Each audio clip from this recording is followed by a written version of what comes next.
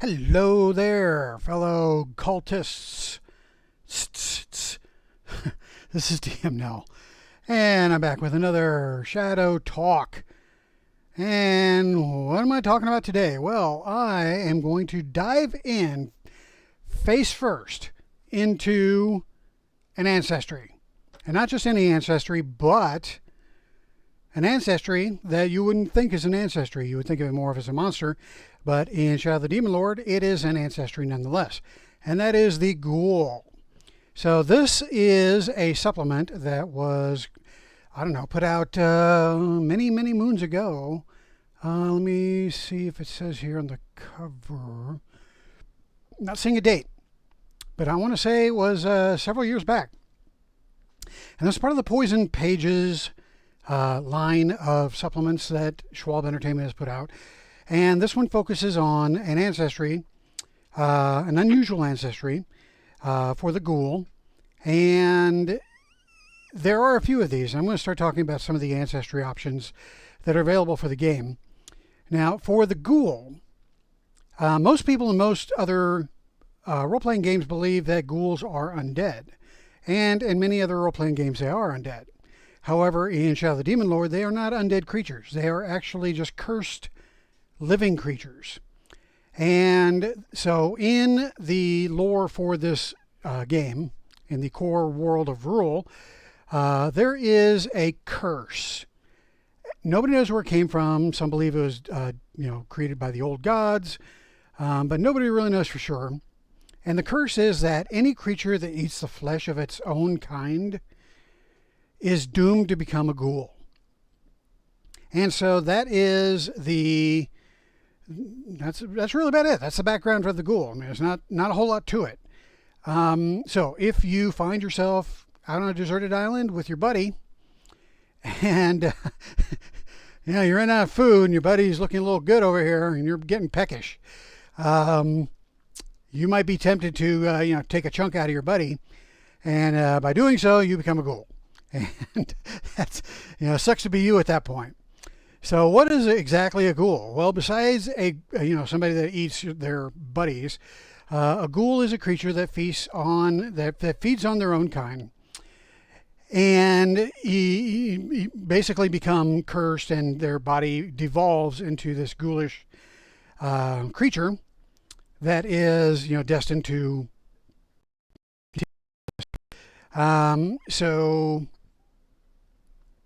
Becoming a ghoul, it talks down here about how you become a ghoul.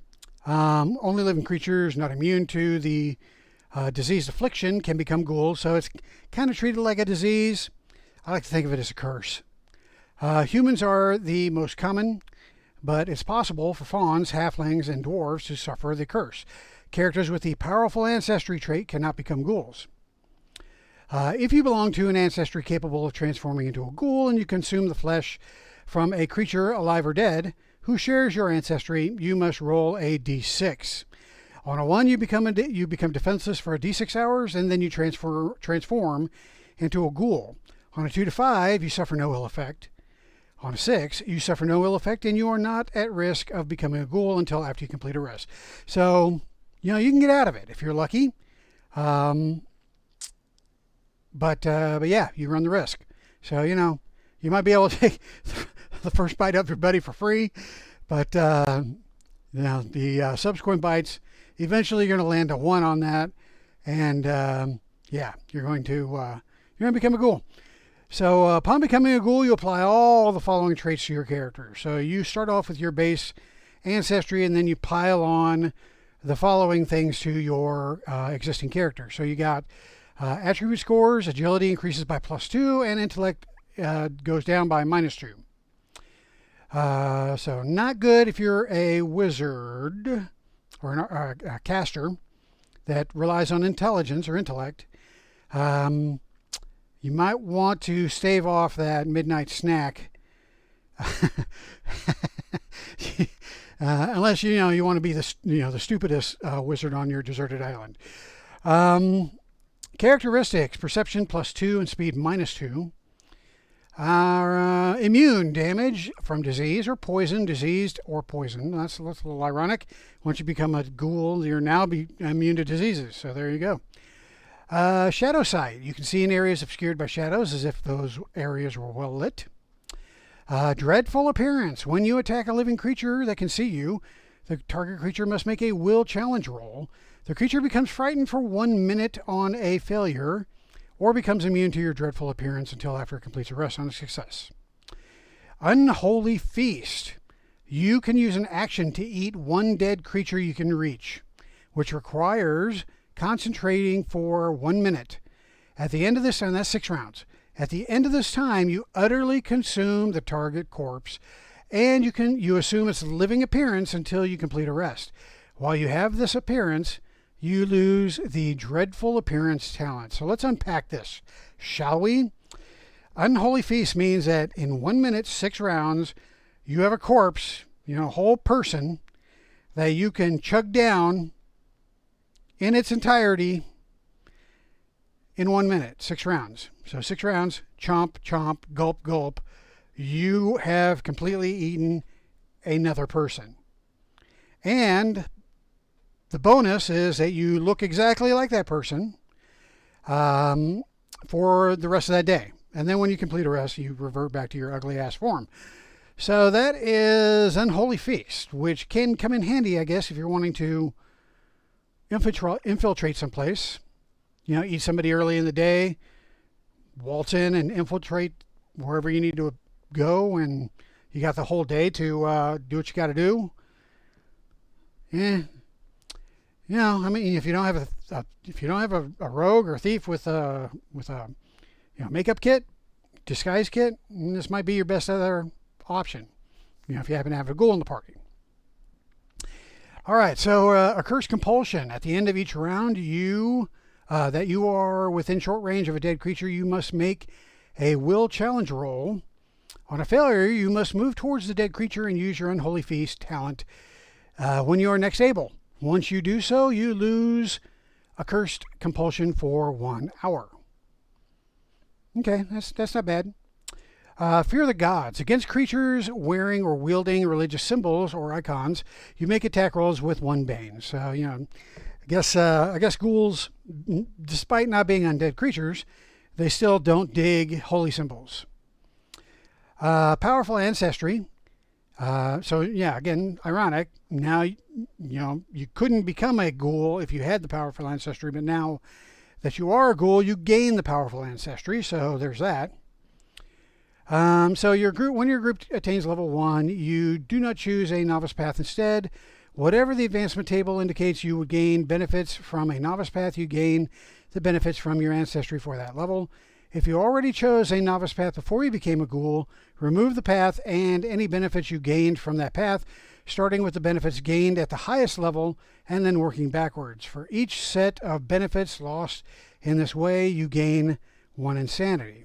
Okay, well, so much for stacking this this creature template on top of your previous ancestry.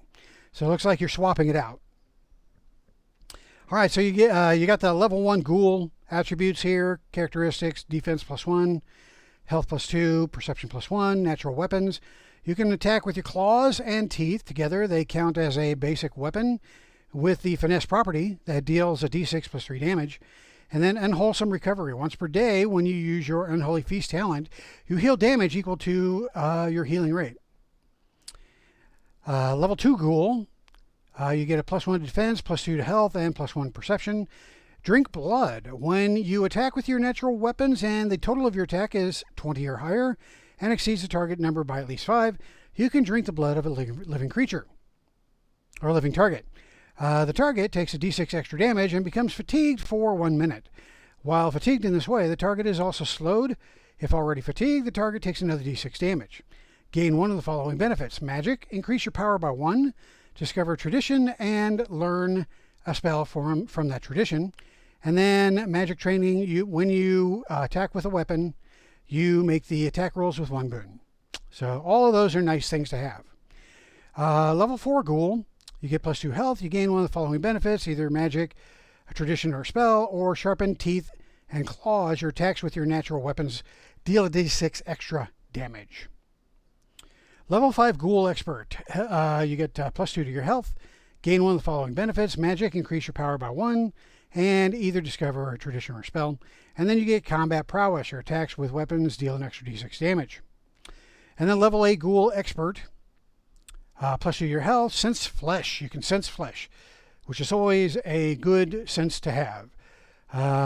You make perception rolls to find living or dead creatures that have physical bodies with 1 boon. As well, you reduce the number of banes to your attack rolls against such creatures by 1. And then you gain either magic or combat expertise. All right, so that's your basic ghoul. Now you also have ghoul paths that you can take. So the paths of hunger, as they are referred to, include the consumer, which is an expert path. Consumers break the taboo against eating the flesh of the fallen. Eating the body parts of their slain foes let them gain a measure of their power and knowledge.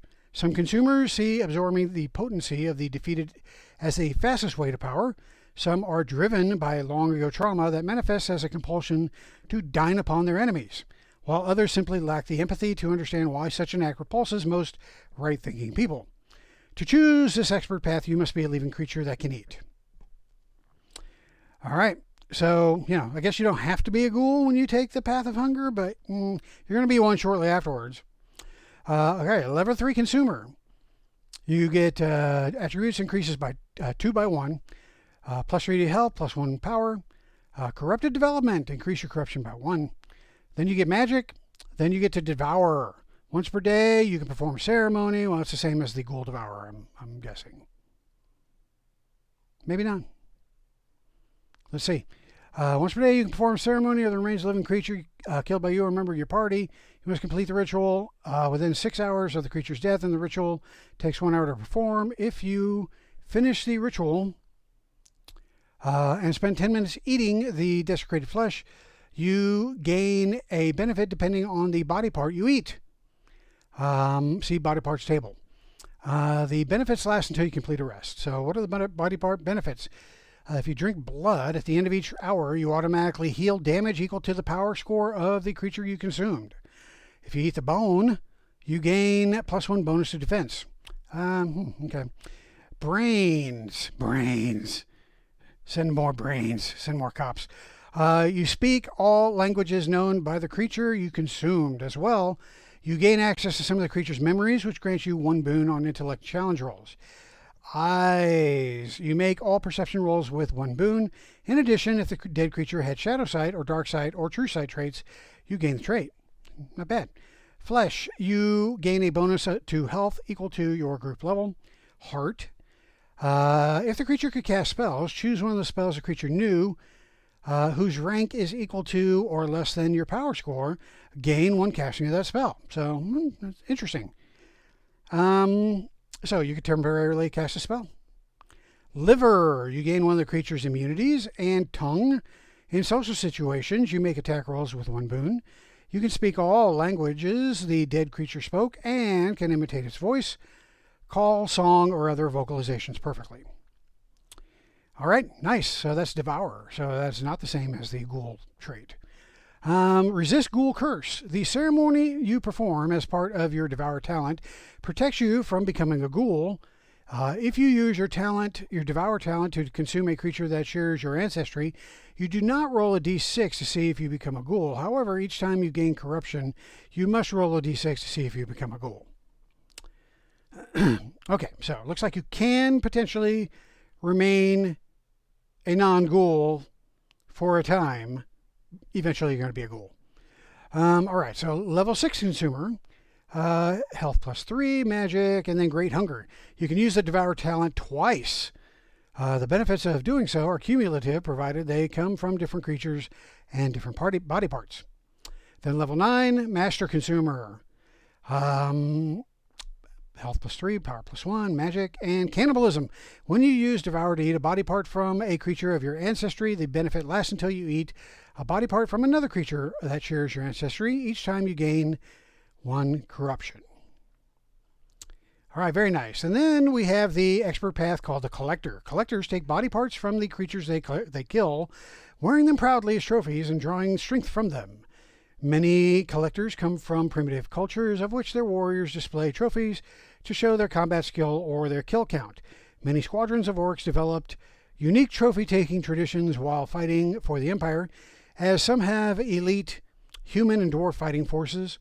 Collectors from different cultures display their trophies differently. An orc may wear a string of raggedly chopped ears, still dripping gore, while a dwarf collector may likely be found with polished rune-carved claws set atop his helmet or like a coronet. So a level 3 collector, attribute increased by 1, health plus 5, harvest trophy. You can perform a ceremony over the remains of one living creature you killed. You must complete the ritual within 6 hours. It takes 10 minutes to perform. If you finish the ritual, choose a body part from the trophies table. The process of collecting the trophy in combination of the ritual and careful excision can only be performed once on a given creature. To derive any benefit from the trophy, you must wear it somewhere visible. You can benefit up to 2 trophies at a time. You can replace the current trophy with another trophy, but if you do so, the power of the old trophy is lost, and you cannot use it again. If a slain creature does not possess a certain body part, for example, humans do not have claws, while a lash crawler does not have a breastbone, it cannot be taken as a trophy. So here are the trophies. You got breastbone. When you take take damage from a single attack, and that damage would incapacitate you, you can instead choose to have the breastbone trophy shatter and take half damage as a result. Claw, your attacks with unarmed strike or natural weapons deal a D3 extra damage. Ear trophy, each ear trophy you own grants you 1 boon on attack rolls made to intimidate and taunt in social situations, or 2 boons if you make an attack roll against a creature sharing the ancestry of one of these trophies. Ears rot and become useless after 7 days. Eye. You gain keen eyesight and your senses sharpen. For each eye trophy you display, you make perception rolls with 1 boon. Hand. When you take damage, you can use this trophy on roll a d6. 3 to 6, you reduce the damage by the number rolled. On a 1 or 2, you take extra damage equal to the number rolled. Each time you invoke this trophy, one of the fingers on the hands curls inward. Once all the fingers and thumb have curled inward, the trophy becomes useless. A fang. Each time you deal damage with a weapon, you can make the next attack roll before the end of the next round with 1 bane to cause the attack to deal a d6 extra damage. Foot. For each foot trophy displayed, you gain +2 bonus to speed. Jawbone. When you prepare a jawbone trophy, roll a d6 to determine the number of teeth clinging to the bone. When you or a creature within short range makes an attack roll, you can use a triggered action to grant 1 boon on the triggering roll.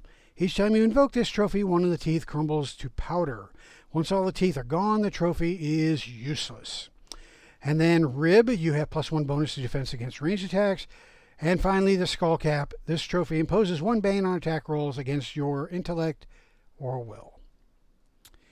All right, so that is a level 3 collector. A level 6 collector has health +5 and impressive display. You can benefit from up to 3 trophies. Alrighty. And then level 9 collector, health +5, and then complete set. You can benefit from up to 4 trophies. If you have 3 trophies or more from creatures who share the same ancestry, the trophies grant you 1 boon on attack rolls against creatures of that ancestry. As well, while your trophies are displayed, they impose 1 bane on attack rolls made by such creatures.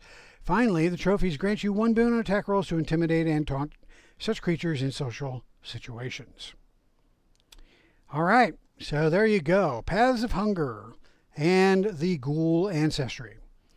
So if you're tired of playing elves, if you are sick of playing dwarves, if you are bored to death playing clockworks, you've got options if your GM allows it. And Flesh of the Fallen is an interesting option. I think I would have a hell of a lot of fun playing a ghoul. But it would have to be a different type of campaign. It's not like you can march into town looking like this pug and not expect trouble. So, yeah, that's going to be a different type of campaign.